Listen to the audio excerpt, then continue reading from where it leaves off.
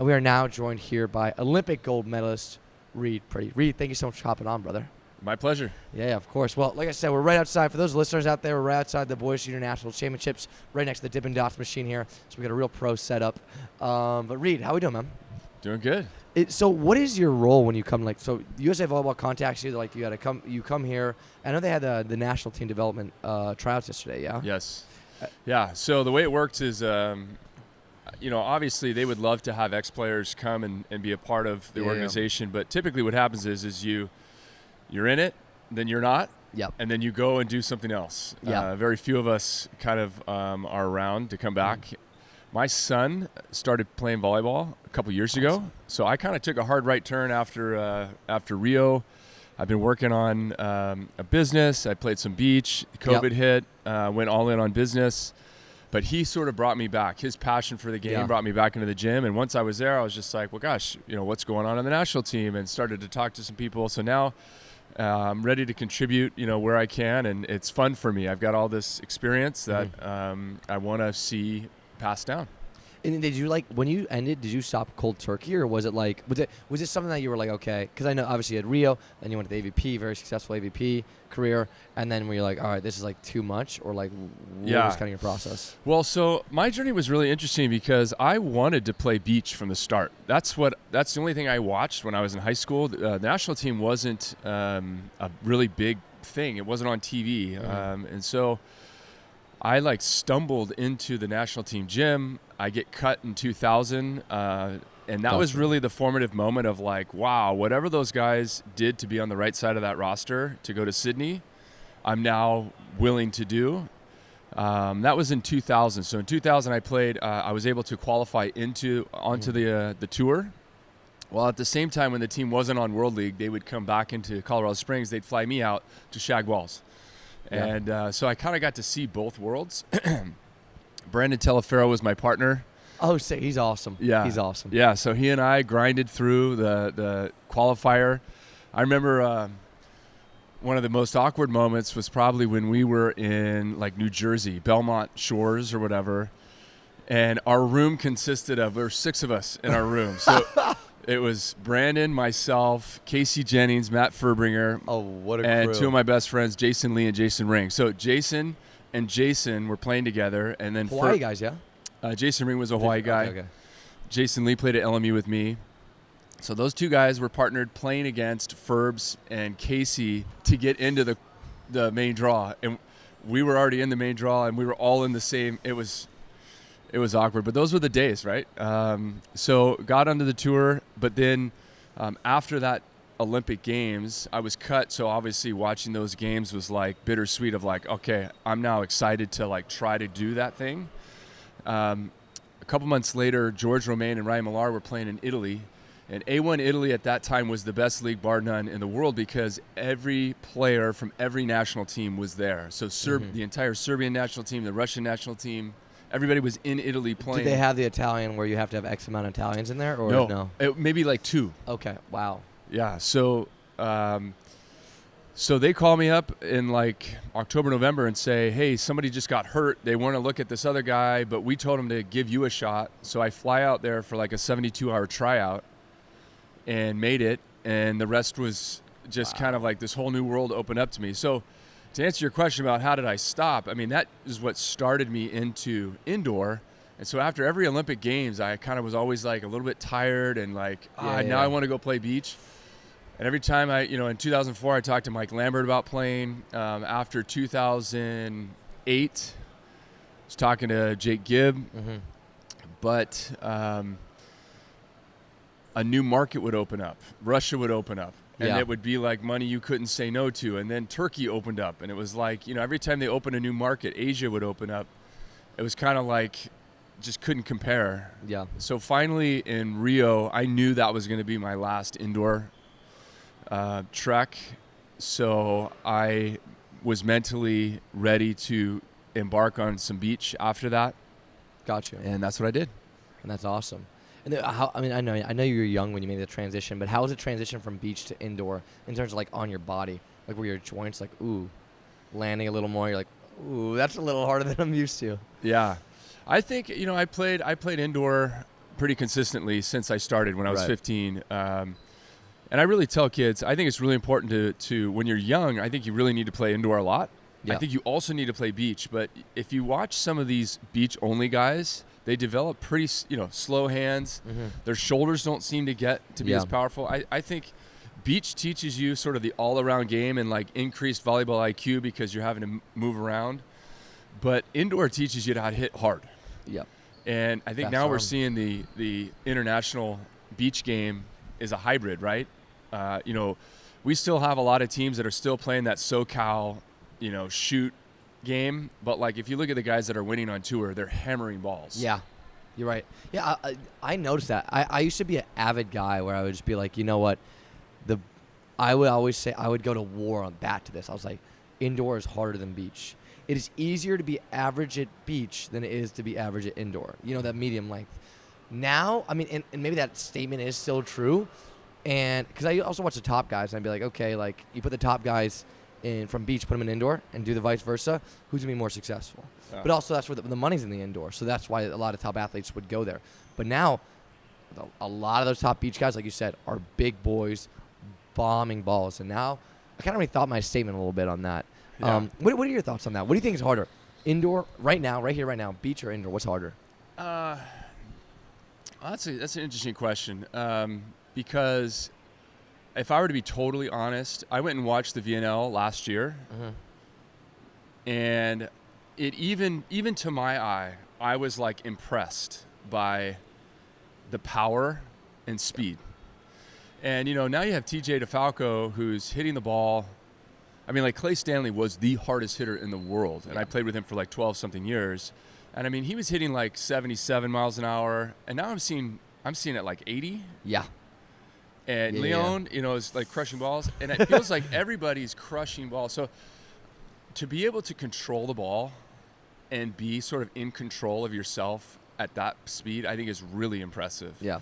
Now, obviously, beach is impressive, but it's more. I look at it like the 100-meter dash is indoor, where the long distance run is beach. And so you kind of have to be the well-rounded guy to be good at beach.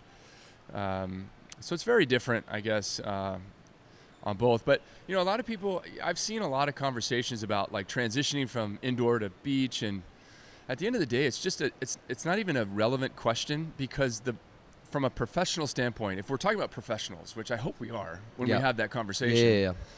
beach volleyball is not professional.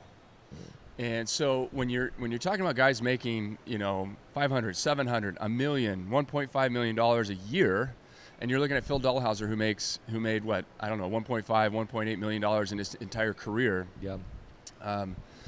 There's really not a world in which it makes sense for indoor players to fully go all in on beach. Even when I made my transition in 2016, I mean, I was working 40 hours a week on a startup, trying to, because I totally understood that like this was a passion project. I wasn't going to make money. I still had a family. I didn't have retired income. You know what I mean? So it was like, what can I build in parallel to this final leg of my beach or my volleyball career? Because volleyball, you're fighting for stipends and insurance and weird, you know what I mean? So Yeah, I was gonna ask you, what was that like? You went from playing literally the top club in the world, then at Kazan. You played for Halkbank. You went to go play for Lube last year, and many, many other clubs. I can just keep listing. But what was like? So you're used to, you go from that. USA Volleyball treats you guys nice. You're used to that, and then you go to, okay, like you said, you're on your own in beach. What was like? And you went through it earlier in your career, and obviously your friends still were in that world. But like now you were again immersed in that world of beach volleyball, and just the stories and the craziness that comes even from the top athletes are wild. But what was like some of the shocks again? You went back in that world and you're like, whoa, like I got to do this again. I got to do this again. I got to do this again. Were there any? Well, I mean, you're right. So when you're playing for Kazan, $15 million budget a year, they're flying around in private jets. You're recognizing that traveling well saves time. Yeah. So we probably, having our own plane probably saved us 2 days a week, which is, is massive. So, instead of let's say we were flying from, let's say we had a match in Belgium for Champions League on a Wednesday night. We're flying in maybe on Monday, we're there Tuesday acclimating, we're playing Wednesday night, and then as soon as the match is over, we're flying back. So otherwise, what are you doing? You're staying up late because you're jacked. Yeah. Oh yeah. Okay, and then you're supposed to wake up at like 4 a.m. the next morning, and then you're doing some like connecting flight over here, and then you kind of burn an entire day. So we're back in Kazan at like whatever 5 or 6 in the morning on a direct flight, and now you're ready to go to bed. Go to bed, wake up, and then so it's like a true off day. Mm-hmm. So yeah, you go from that to I remember showing up to like your first beach tournament, and you're like, who do I talk to? Like, where? What court am I? Yeah. Where am I? And so that first year, I actually invested a lot of money, probably like $100,000, to try to build an infrastructure around me. And now I look back on it, and it was wasted money. I regret doing it, and of course, I got a lot of flack for doing it. But I was really trying to, how do we bring the team infrastructure into this beach world, and could it make things better? Could it increase performance? Could we start to legitimize, not legitimize, because obviously beach volleyball is legitimate, but I mean, could we make it more of a professional feeling? I needed to feel that because I wasn't used to being in the locker room with Brazil before the match. Mm-hmm. So being in the players' tent was weird. Yeah. You know what I mean? Right there. It's like swimming. It's like everyone's like all around each other. You're just like looking around. You're like, right. So, yeah, it's an interesting dynamic. Some people love it for that. Some people want to stay old school and no bleachers and so I'm certainly not trying to portray some sort of elitist mindset, but it's I loved to compete, and I love the professional environment. Yeah. I love the expectations that come along with it. Just hey, when somebody's paying you a lot of money to side out, and all of a sudden they're acting like you're a video game character, like, why aren't you performing? Yeah. That pressure was compelling. I want to talk about that pressure and I don't think people understand. Well, it's hard if you're not overseas. It's hard to explain what overseas is like, and like even like at the top programs. First of all, the facilities at the top Division I schools here are probably going to be better than what you have overseas, like top. Now, obviously, I was going to ask you about Kazan in a second here. Yeah. And there's other top clubs. But what people don't understand is these presidents and these coaches can get wild. Like, if you don't play well, you hear teams like, oh, yeah, they shut down their electricity off. They took this away from them. And people are like, what? I was like, yes, they will do that. Like, was there ever a moment, like, because you're, like, again, the top club in the world, and then along with, like, the other top 5 clubs in the world, what's like some of the craziest expectations, like, or stories that your president or coach did to you to motivate you guys? Yes. Oh, I have crazy stories. If somebody asks me what is it like to play overseas, I'm saying, have you ever watched the TV show Survivor? That's true. And of course, everyone is like that. And so the way overseas works is everyone is just trying not to get voted off the island. And so there are no alliances. And I think Americans in my generation developed a really good reputation because we didn't play that game. Partly because we never really spoke the language. We didn't really care what they thought. And another part was like we were all like we just wanted to win. I think that's like an American, like I just want to win. So, but it's gnarly to be. I remember I was at a bank depositing or taking money out. My mom was visiting me my very first year pro, and this. Where was this? This was in Italy. Okay. So I'm this young guy in this massive league. We were on the worst team in the league, just getting crushed. But it was so eye-opening. And this banker she probably was like in her 70s, older Italian lady, just rapping, just going on and on. And my mom's like, "Oh, this is so awesome! Like they know you, and like this is so cool. She's so engaged." I'm like, "Mom, she's ripping me a new one right now. Like this is not a friendly conversation." Like, oh my God. I mean, so they're so invested, and at the end of the day, the people that need to stay there and because they're living there, I mean, like the natural born guys, they're not going to take a bullet for you. No, you know what I mean? So that's just kind of the environment, and you know when you go in, it's just like, okay, I'm here to win, and sort of an answer that I would give, and then I'll tell you a few stories. It was really important for me to learn how to manage it, because there were lots of times where, I'm playing a match where if I win this match, it's $75,000 or $150,000 bonus or something crazy, and that never brought out the best in me. So money was never something that made me play better. And then when the owners or the president or they call them the società, the society. Yeah.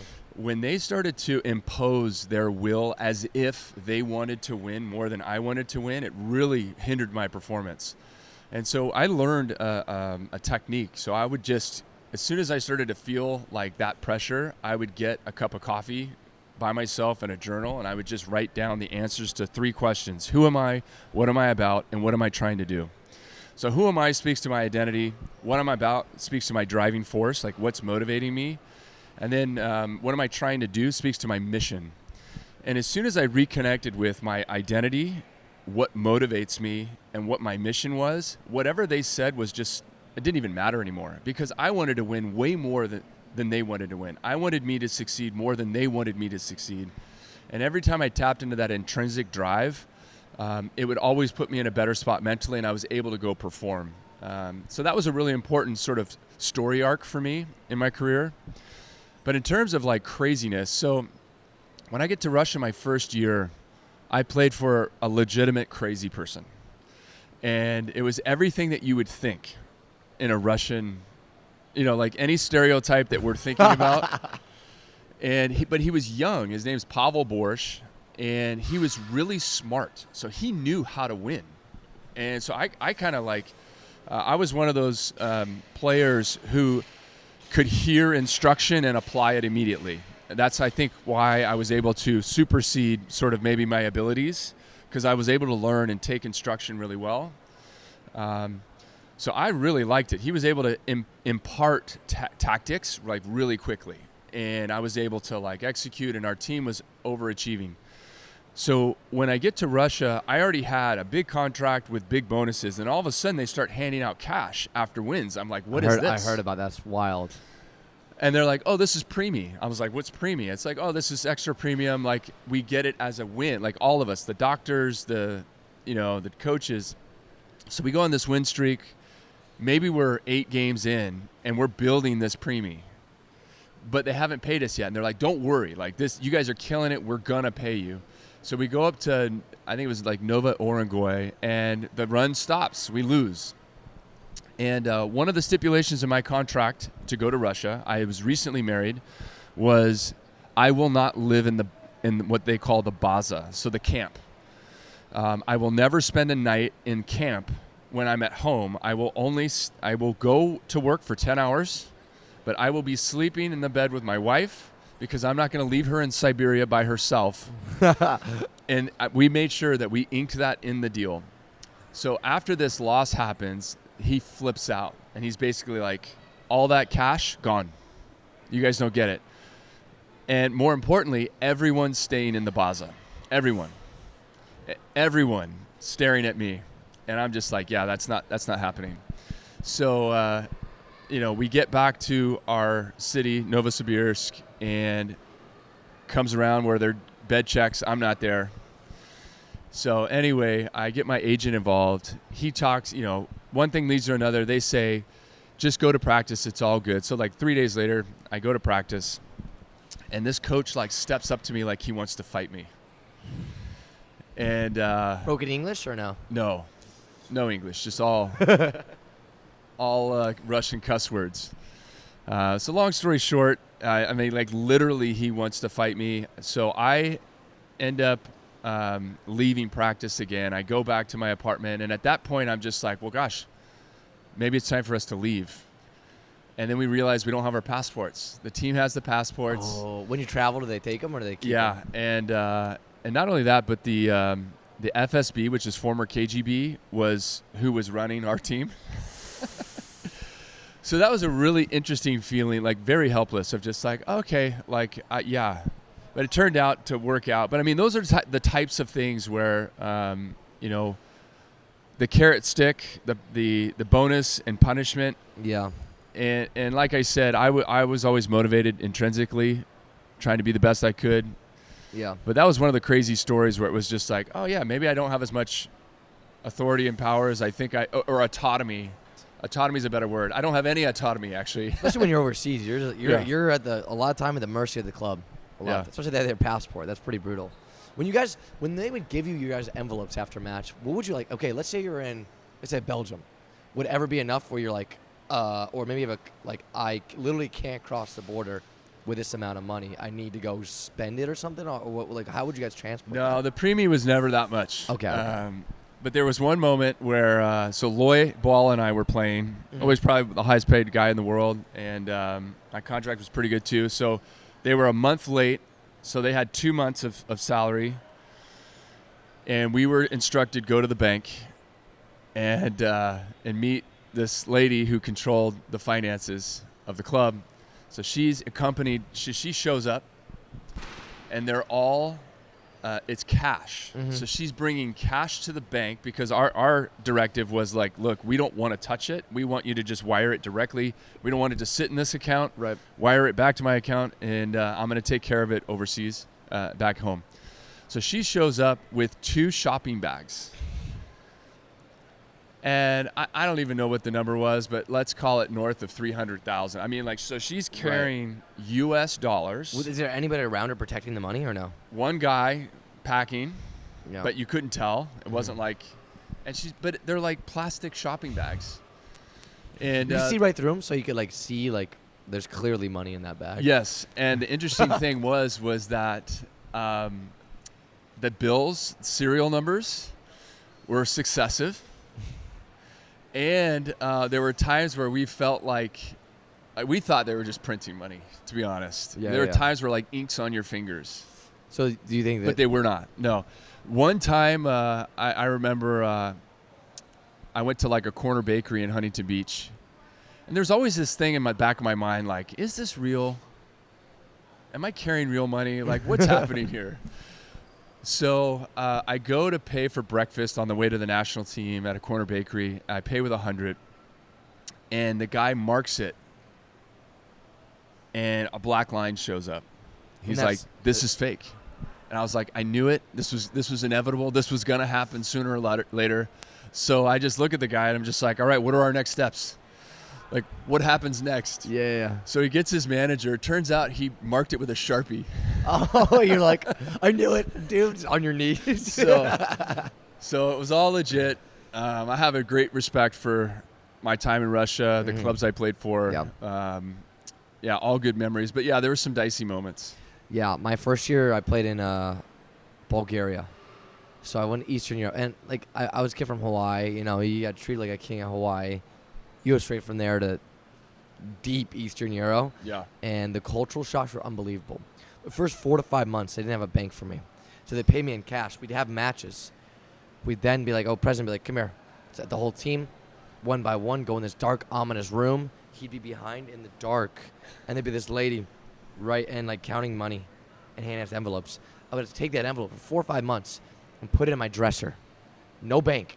And then just I almost lost all the money because there's just so many stories of that. Yes. It's crazy. It's and like you said, I'm so glad for my time there because there were so many other lessons I learned about volleyball and myself, and and that's helped my career and just me as a person as well. Is that going overseas is one, you learn so many different cultures, so many from your own, and 2, you have so much time to kind of think about yourself. My Micah, who's going to the Olympics this year, super stoked for him. Shout out Micah. Says, what other job do you have when you're in this scenario and situation? You just have time to think and digest, which can be a bad thing as well. Yeah. You can there's two sides of the coin there. So very grateful for that. But also with Team USA, I or just USA in general, like you said, the cultural difference always is team. Yeah. You go overseas, it is not like that at all. Right. Unless you're on the national team, it's crazy how different that is overseas. And that was the biggest culture shock. They were they just care about their money, and I understand to a certain degree, but like you said, winning and team is all about USA, but not over there from what I saw. Yeah. I think Kazan was, if you get a good coach, Kazan had a bunch of national team guys from, Mihailov was my roommate. Tatukin was on the team, who's just like the consummate team guy, one of the best outside hitters of all time. So that environment was awesome. Definitely a team vibe. Alexander Volkov, he's come and visited me here a few times. The only problem I thought with that team was that I think we were all so tired that it was like, let's just hurry up and win. Like, can we get this win over? Whereas like on the national team, it was like, I don't want this match to finish. I'm having so much fun competing. But I think it just got to a point where we were all just I almost felt like, there was a period of time where it was like caffeine, like, let me get my upper and then Ambien, let me get my downer, and like, let me just keep timing this, having to like show up every 3 days in this like high stakes environment. So that was the only bummer, but at the same time, values can be different. There was a time I missed a lift in Kazan. This was kind of where my time at Kazan started to fray, because Alekno and I had a great relationship. I think, like I said, I think coaches appreciated how hard I competed and that I listened to their instruction. Yeah. And there was a moment which is very rare for our listeners out there overseas. They'll be like, okay. Especially as you get more veteran players. Sorry, continue. Yeah, so I missed a lift, and he called me in, and he was just like, I missed a lift because my wife was pregnant and having some issues. So I went to the doc with her. I had cleared it, I thought, with everybody, and he basically was just like, hey, we signed a contract with you, not you and your wife. I was like, wild, bro. That's where we're going to disagree. Is that like a cultural difference, you think? Yeah. Yeah. Gotta be. Personal, maybe. Values different. And I mean, like, I was always a professional, so I always put my job at a top priority. But I mean, we're talking about family here. Man. That's crazy. Yeah, that's so many crazy stories from that. And then what it was, you talked about, you're kind of like riding the like caffeine and other stuff. So even this year, I play a lot like with a pre-workout and caffeine before. I don't drink coffee at all. That's the only caffeine I ever take. It would destroy me after matches. I'd just be laying there. I couldn't go to bed. I'd be up, like I said, you're still jacked. Yeah. So like 4 a.m. Sometimes you got lift the next day at 9, 10, maybe earlier, and I would just be like feeling like crap. So now I'm gonna be kind of off that. But like, what is your pre-match and post-match kind of routine, and what do you take, supplements maybe, and what do you eat? I started to really appreciate coffee culture by living in Italy. Yeah. So even now, I mean, like, my wife maybe a couple years ago got me this like ridiculous machine. So like, I'm basically a barista at my house. That's awesome. Making like an Italian cappuccino every morning. And I like look forward to waking up just to have that. So I would say that was the extent of it. Like, what people call nerves is simply just your body going into fight or flight. And so as soon as you can start to control those and learn how to control them, I think that's enough energy. So for your listeners, I'm assuming the majority of your listeners are young kids. Yeah, it ranges between 18 to 35. So it's a lot of them are coaches. So okay, good. So as long as we're not talking about teenagers, I mean, they don't need to take anything. Dude, if you see these kids out here, because we run camp clinics all around the country, they are downing these energy drinks, and I'm like, what are you drinking? That two of them, double fisting. Right. It's crazy. It's crazy. Yeah, I think those are really dangerous because you don't know what it's in it, and plus sugar is not your friend. So sugar is going to give you a spike and a crash. The last thing you want in a match is a crash. So for the professionals that are listening, maybe there's precedent for trying to figure out how to make sure that I'm timing my energy boosts and spikes. Yeah. When we were on the national team and energy drinks started to really come in to the market. Is it like you're talking about Monster, Red Bull, or talking about like pre-workout? Like Red Bull, pre-workout. Okay. NO Explode, I think, was a big one that's now banned, I think. Yeah. I haven't seen that in a while. Yeah. So our trainer was just like, this is not good. I don't have any idea what any of my guys are taking. So he ended up getting pharmaceutical grade caffeine. Like pills. Pills. Yeah. I've seen those. And so what I would do is just take the capsule and then put it into a clean, organic, like electrolyte mix. And clean caffeine is just like a nice straight boost of energy. Not even boost, but it's just like there's no crash. And so that was the cleanest version. But like if you're just off the counter trying to grab things, it's just for sure crap. Dude, that because we have this thing it's called Booster in Germany. It's by, I forget what, it's like by like one of the companies there. The club has a sponsorship with them. And their other supplements are like actually pretty solid. Like, 'cause I use them for like bed and whatnot. But then I would take like 1 scoop, wasn't enough. Then I'd be up to like 2 scoops of Booster before a match. The crash after the second set always. Yeah. And then you go and take 1, 2 more. And then you're like, next, I'm 3 scoops into this in the match. And after games, I would just be lying there. All right, first of all, as a libero, we shouldn't be that dead after a game. Like, you should be working hard, yes. Yeah. But your hitter should be the one falling out to the ground after the match, not your libero. You know, like, I realize the position I'm in here.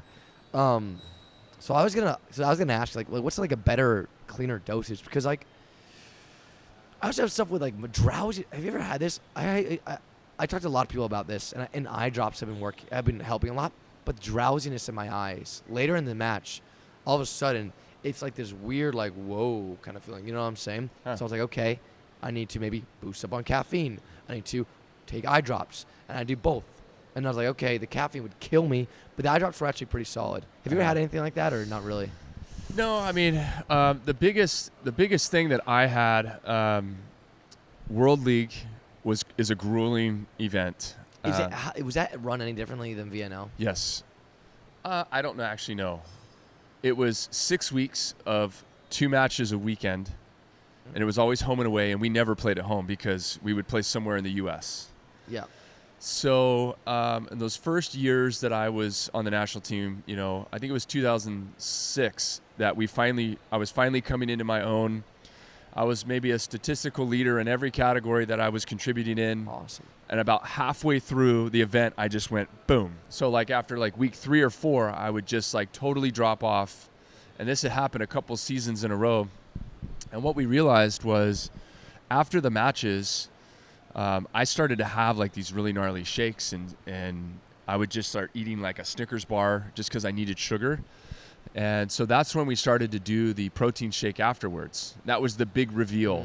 And now it's standard on the national team. They travel with recovery drinks after every single match. Recovery, does that mean, sorry, what is in a recovery drink? So this is the interesting, we always say protein shake, but actually it was a 3-to-1 carb to protein shake. So what was happening was the match would finish, I wouldn't replenish any nutrition within the first 30 to 45 minutes, and then so my body goes after muscle, not fat. And plus, I wasn't even carrying fat. Yeah. So I'm just eating away at myself, and sugar. My body was just craving sugar. So BioSteel is a supplement company that's in Canada, was my favorite. I think the Muscle Milk collegiate version is probably the better version for this particular recovery shake. But we just noticed that my body was just breaking down because right after a match, we would stretch, there would be interviews, we'd go in the locker room, it'd be like 2 hours before we'd eat. So a simple recovery shake, 3-to-1 carb to protein, I'd slam that, and it became like my coffee. It became like my coffee in the morning and then my shake after my workout. And after that point, I never had that crash again. So for me, I was never crashing during matches. It was just like this systemic decline in performance. I think naps, you know, going back to being an indoor volleyball player is like the best job ever. Yeah. The fact that naps are a part of your deal. I don't know if you nap. Do you nap? I'm a high energy guy usually. So like I have to trick, if I'm going to nap, I have to trick myself to nap. So I'm like, I cannot just go walk into bed and go in there. I got to like put some on the TV and then lay on the floor or on the sofa and not be like, I'm going to nap. Like, but it just has to naturally happen. Yes. But sometimes that makes me more drowsy though. I've realized that. I think I need to get I always thought I need to get like blood work done. Like I feel like I'm deficient in something. Maybe. Like I think that's where I need to go, like really invest. In Europe, you can just go do it for free a lot of times, so I'll probably just got to wait till I do it over there. Yeah, the 2 sleep cycles I thought was powerful. So like the 90-minute nap every day after lunch. Mm-hmm. And then I loved it because I had another coffee. So it was like another morning coffee. Italian coffee, man. But you could also do like a cold shower to wake up. But you're talking about like right before a match thing? Yeah. I'm going to try that. I'd be down for that. So what is your ideal? I played around with like what I eat before the match, like what's enough versus what's not enough. I used to eat a lot of rice, chicken, and vegetables. And that was like normally what I ate. But then I was like 5-setter, I started to get a little tired, and we'd have snacks at the sideline. So I was like, maybe I need to like eat maybe a little more heftier before the match. So then I started doing more pasta, and whether it's like orzo pasta or like I tried to do red sauce, but then it was like I feel like crap during the game with the red sauce. I'm like, oh, it feels gross. So now I try and do like no sauce. But what do you think is like the best remedy? And obviously different people. I think it totally depends. I mean, so let's think about like an aspiring band. Mm-hmm. Okay, so they're on their first tour. They're probably preparing differently than the headliner. Yeah. Okay, so they're unsure. Is the crowd going to like us? Are we going to remember our lines? How are we going to perform? I want to put on a good show. So we're probably, there's probably so much angst and like uncertainty that their diet, what they're thinking about is probably totally different than the Foo Fighters who've done it for 20 years. Yeah. So as the more that I sort of understood and looked forward to the competition, the less it mattered. Yeah. I just stayed, my diet was I stayed away from soda. That was a pretty early, I used to think I just needed calories. And then I started to realize like the type of calories that you choose are important. So whole foods, organic, tried to be as natural as possible, stayed away from a lot of sugar. I liked baked sweets. So I'm not going to be afraid of like a baked sweet before a match. Obviously not eating a ton of heavy stuff before a match. So, where you kind of get into trouble is if you're at an event like an Olympic Games and it's in a weird country that you're just like, all right, I just need to grab like noodles and chicken. Yeah. Just to be safe because you don't want to get food poisoning. Is it so when you're you were in Beijing, you were in Rio, and London. And Greece. So 2004. Okay, my bad. I apologize for that. Yeah. Dang, 4-time. That's impressive. That's super crazy. Yeah. If you don't mind me asking, how old were you in Rio? 39. I remember this. It was you were the 4th outside being brought on, and you were brought on for experience, right? And then in the bronze medal match, sub you in, balled out, bronze medal. Yeah. That's why you're there. Do your job. That's impressive. That's awesome. I forget where I was going with that. But no, I was just saying That's an interesting story, though. Yeah. So if you rewind 2 years, so how did that transpire? I think is an interesting story. Did you take a break from the indoor team, or I remember? No, so I was a starter for 14 years. Yeah. John became head coach, and I knew John liked youth. So that was, I think John, I knew that. So to be totally honest, when he became the head coach, I was uncertain if I would be invited back. So I was still playing at a great level overseas, and when he said, when he called me, I was playing for Hawkbank. When he called me after the London Olympics and asked me if what my thoughts were, I was just like, well, if you want me in the gym, like, of course I'd love to be in the gym. He's like, yeah, we want you in the gym. Okay, so I went that first summer, played great, had a little bit of time off, and the next year was when I took a little bit of time off from pro, but not national team. So I took that year off. And going into that season, I was really struggling with what was my role on this team. I needed to catch vision for how I was I was an order of magnitude older than everybody else. All of my teammates had sort of phased off. So now Dave Lee was like the only guy left. And how was that? Do you feel like isolated on the team at all, or did you get along? I'm sure you got along with everyone. I didn't have vision at all and I didn't want to take up a spot if I didn't have vision. So even though my level was where it should be to compete at that level. So we're in Bulgaria. It's the first World League trip of that year. I'm like, for the whole week. Let me even back up. We were in Colorado Springs before that. So now we returned to Colorado Springs, which is where my journey started. It's now 2014. My journey started in 2000, and I'm there, and now the same cooks, they're like, "Oh, Reid, who are you coaching?" So all of this nonstop, this sort of like age thing was just front and center. I'm thinking about like, well, gosh, who do I play for? My family really loves the Olympics, so am I playing for them? Like I need something more than I need to figure out where I fit with this group. So we're in Bulgaria. I'm in the locker room, dingy Sofia. Oh yeah, locker room. You can even hear like the water leak, the dark room. Oh, I miss it so much. Yeah. So I'm just like literally like, oh man, I don't know where this is going. So I walk out into the arena, think about this dark tunnel. I'm starting to smell the smoke of the fans. I get into the warm up, my my adrenaline, everything's starting to get jacked up for the match. Then we line up for the national anthem. Now I'm starting to get inspired of just like, okay, this is interesting. I still love this. So that's a data point for continuing to play. The match gets going. We're down 0-2. We win in 5. And I played a really important role in that win, and it had nothing to do with my skills. It was all in between the lines, veteran stuff. And that was the moment where I knew that I could play a really important role for this team. And it was clear to me, okay, I was going to lead this team, but it was in a new way. I wasn't going to be the highest flyer, the hardest hitter. There was other guys that were going to do those things. I was going to lead in other ways.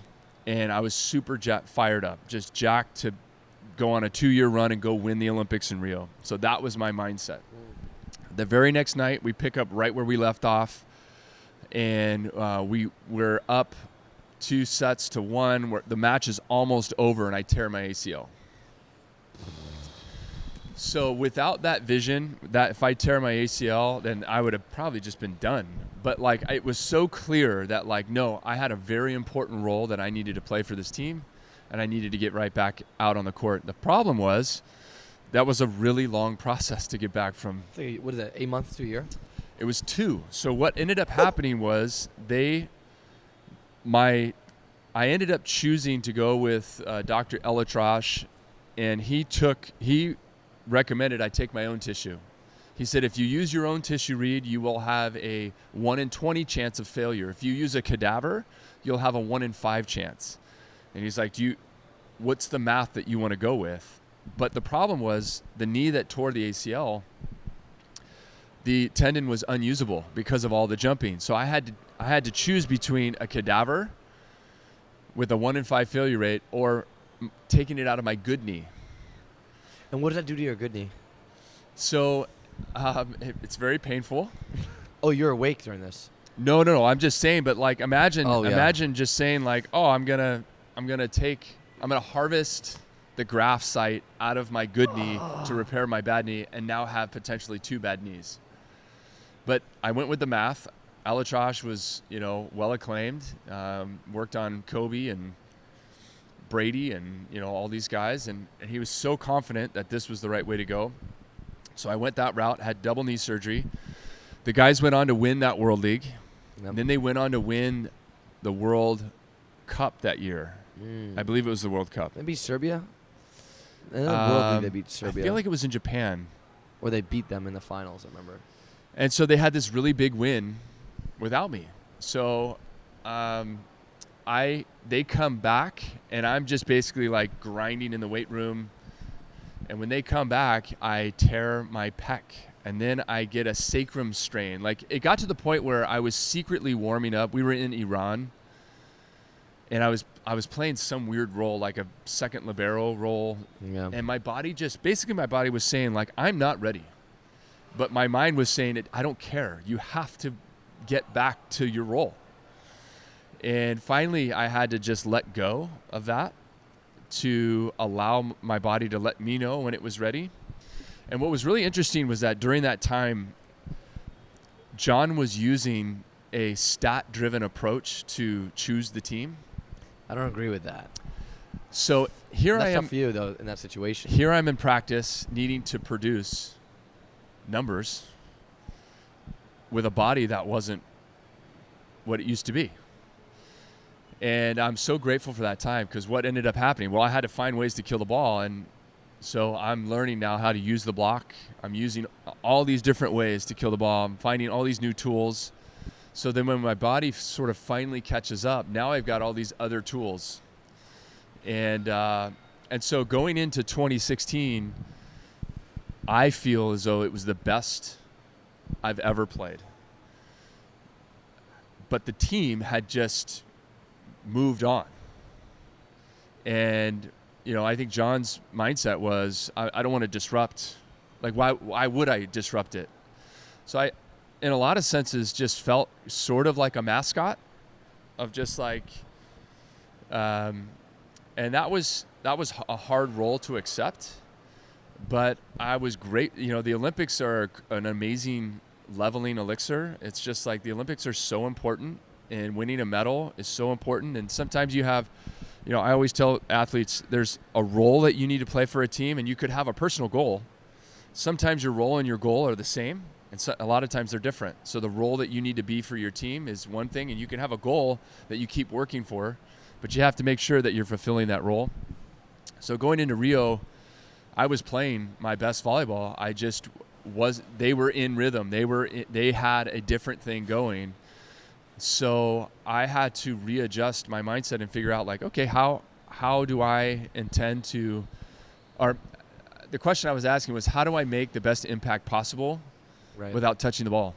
And so I came up with sort of like 4 ways that I could contribute and stay true to that role, and just waited for an opportunity. I knew that I basically made the matches my workout.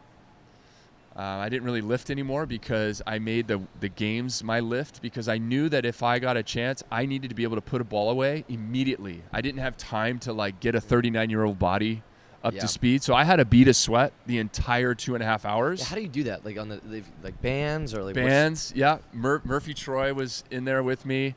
So we had this whole thing, bands, plyos.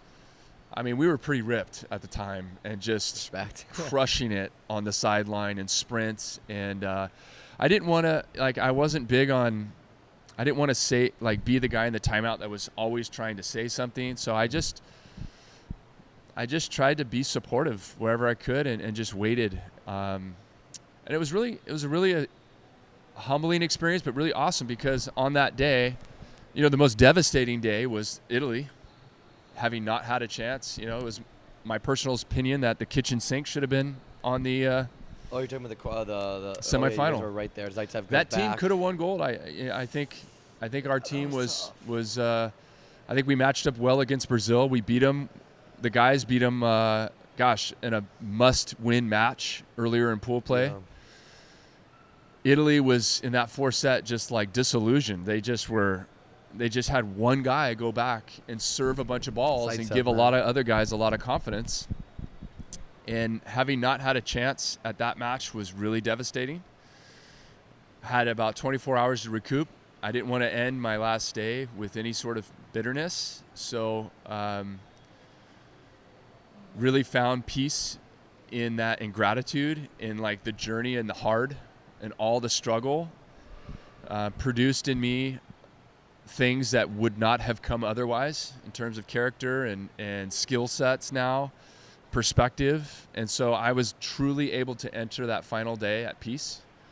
And thankfully I got an opportunity to contribute and was able to go out there just at peace. I didn't have a bone to pick, wasn't trying to prove anything, and was really just trying to get the guys fired up. I mean, they were tired. That's a lot of emotion. Yeah. And there was Dave Lee and I were at each other in cards.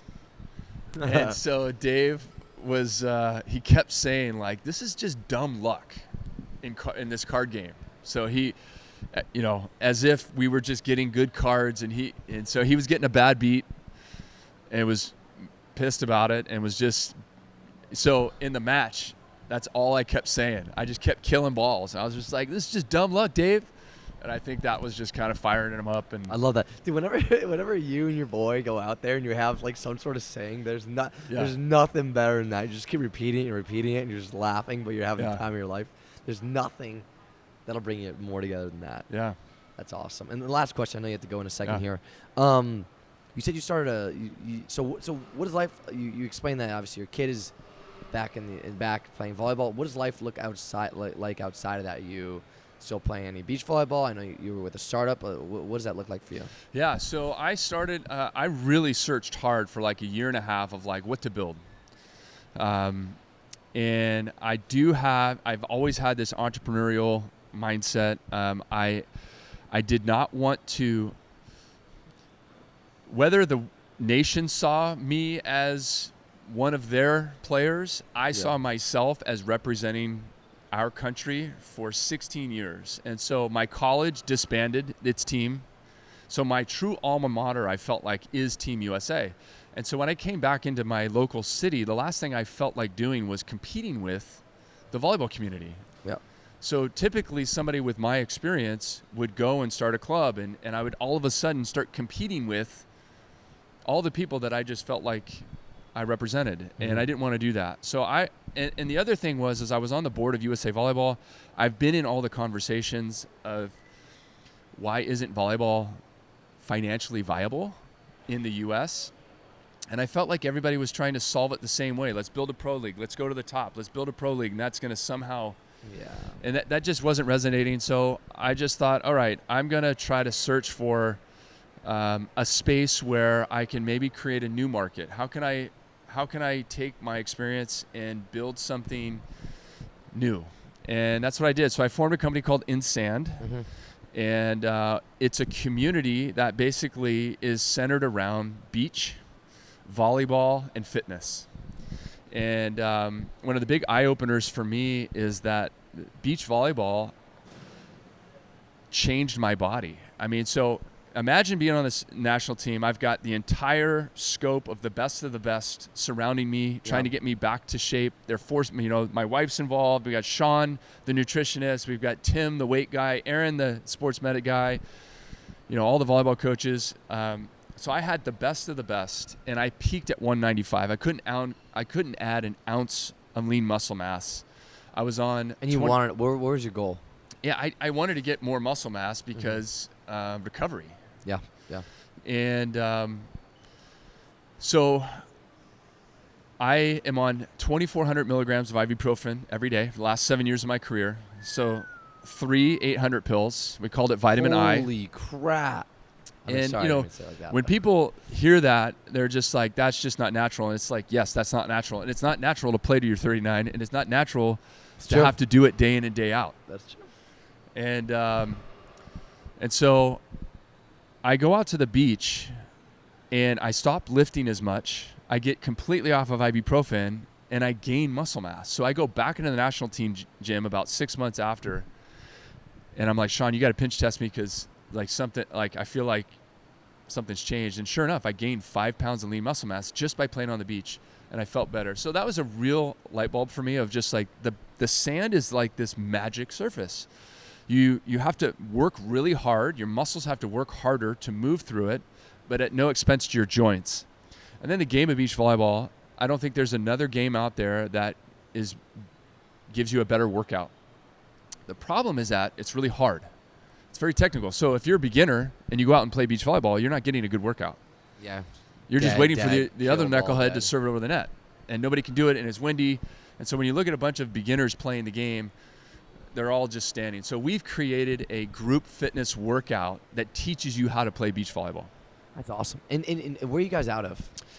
Southern California. So we have 4 locations in Orange County, and quickly expanding. I mean, to be honest, I don't know if it's going to happen in this year, but I'm getting hit up nonstop from people that have courts in Florida and Austin, and we are absolutely. I appreciate everyone's patience, and we're trying to figure out a way to just figure out how to expand this and create a new way. And really, we're almost looking at it like a platform like Uber. Uber brought together drivers and riders. Right. And In Sand is showing itself to be sort of this interesting platform that coaches that are it's non-competitive, right? So we don't compete with clubs. In fact, if you think about a club environment, their alumni list is who we're interested in. Who used to play for you that's now a banker, that's now doing something else. And In Sand could be your programming from 6 a.m. to 9 a.m. in the mornings. And instead of them going to 24-Hour Fitness or Planet Fitness or American Fitness, have them come to In Sand at your facility, moving around in sand. And really what people say is, I feel like I'm back at practice. They don't feel like it's a workout. They feel like they're at practice. So any time you can, what time we have, Faye? Do you have to go? All right, a few more. Sorry. Yeah, I'm fine. I found this really interesting because anytime, like, okay, if I say, all right, I'm a libero, and also I'm a guy that if I can put on weight quick. I have that type of body, so I have to be very careful about what I do a lot of the time. So if I ever do cardio, it's like I want to play basketball, something to actually distract me from the fact that I'm actually running right now. And if you can, as you said, with beach volleyball, to work out at a certain level, and if you can actually get beginners, and is most of your target audience a lot, like you said, a lot of them are more adults, right? Yes. Okay. It's both though, because it's really interesting. Sand movement for kids. So my son is 13. Mm-hmm. He's 6'2", so he grew a ton, way more than me at his age. And so as a dad, what do I want? Okay, you can't teach height, but you can teach athleticism. So I want him to become more athletic. What does athletic mean? To me, athletic means you have good hand-eye coordination, and you are able to sort of move around in space and control and respond to objects. Yeah. Sand is really interesting because if you were going to teach hand-eye coordination in a weight room, you can, but it's pretty tedious. Yeah. And it's not going to hold the attention of a 13-year-old. But putting them on the sand and throwing footballs and Hiko sticks and having them do fun drills, they don't even know that they're doing it. So it's kind of like hiding the medicine in the dog food. 100%. And it's the same thing with adults and running. I love that. Anytime you can do that, just doing some fun, because unfortunately, as an indoor, the one thing about indoor players, like I want to like always go play sand a lot of time, or like four-man beach. So the fact that, that you guys are doing first of all, obviously year round, but just something like that is unbelievable. And where can people contact you or learn more about In Sand? Insand.com. Okay. INSAND.com. And we're fast growing. We believe it can be a national brand. And, for sure. And my hope is that from the very beginning, I've been trying to build something for the volleyball community. I've tried to keep my name out of it and not leveraging that as a platform, because I hope that this can be a winner for lots of people in the volleyball space. Lots of coaches out there that might have a passion for volleyball, but they're doing something else just so that they can stay in the volleyball realm. And hopefully this is something that can provide some more resource to those coaches out there and start growing communities and growing our players out there as well. I think growing something bigger than yourself is like you play for USA, obviously bigger than anybody, and then also growing in sand is like growing something that's bigger than yourself is, one, rewarding, but two, is just one of the things where it's like you're just kind of giving back, which is really, really cool. Yeah. And then last question here. You playing six-man this year? I just got my text the other day. Soho? Soho. My passion for that team is pretty strong, but my goal for those guys would be that they would be able to win the six-man without any volleyball players on the court. So, all right, who'd that be? Richard. All right, for those of your listeners out there, six-man, obviously, if you follow our videos, six-man. Reid played for our rival team here. I play for Lions still. Oh, I know. Yeah. I know. And Reid plays for the rival Soho Sixers here, run by Richard Jefferson, famous basketball player, now analyst. All right, who would that starting lineup be then? Who would you get out there? I probably am a little bit too removed, but obviously the guys that so Luke and Rich are basically, middle, and then Nate Staggs is sort of the ringleader, but their passion for volleyball is so intense. Yeah, and that's what I love. It's the same reason why I play with Rob DeSantis in the Dino. So I played the Dino. Oh, that's awesome. I gotta play that one time. But so Rob DeSantis, he's a tech investor, 60 years old, 5'6", what gets me, if you're curious to know how to get me on your team, you just got to show that you have passion. That's awesome. If you have passion for the game, then I'm all in on like trying to figure out. But I don't want to come in or build a super volleyball team to win the 6-man. That's not that interesting. Yeah. I think finding like these other athletes that were great at other sports, but like have a passion for this game, atmosphere, the team. keeping them like excited about playing and actually overcoming, I think is. But they're also passionate about partying, so we got to figure out how. There's a balance. That's why you have 40 people on your roster. You know, that's true. One, the party team, and then you got the actual team. You know, keeping certain guys in check is so important. Like, you want them to have a good time. You're like, all right, slow down there. We got an important match coming up. But you know, it's funny. I think maybe your other co-hosts would appreciate this, and your listeners. But like, what would you say the triple crown in volleyball is? Ooh, and it has to be outdoor. Let's just think outdoor for a second. Because you can't say like you can say Olympics, I guess, you know. Yeah, let's put the Olympics aside and let's think about the triple crown. I'll give you my 3 once you give me your 3.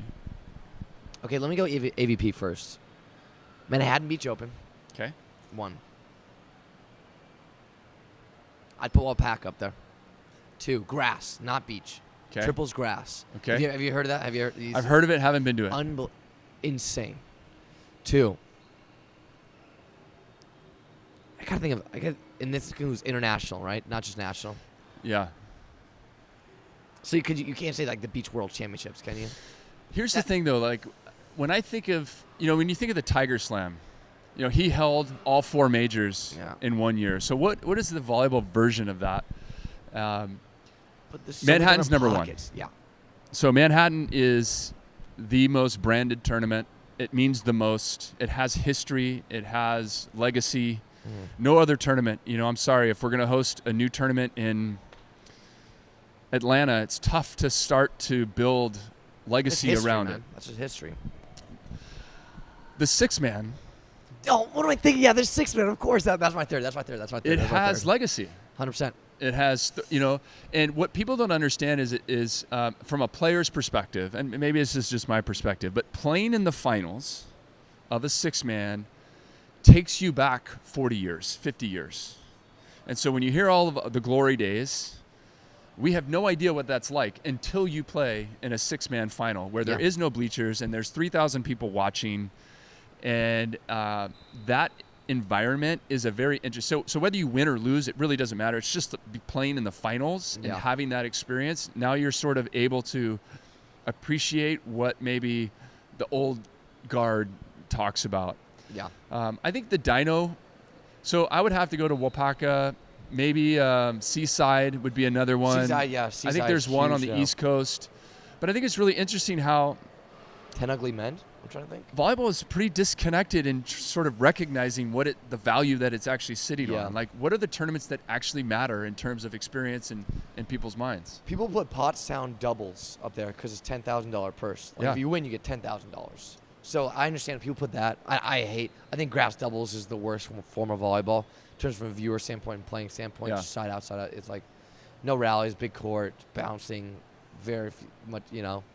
4-man beach though is the best. I will die on this hill. The best for a viewer if you get a high level 4-man beach going on.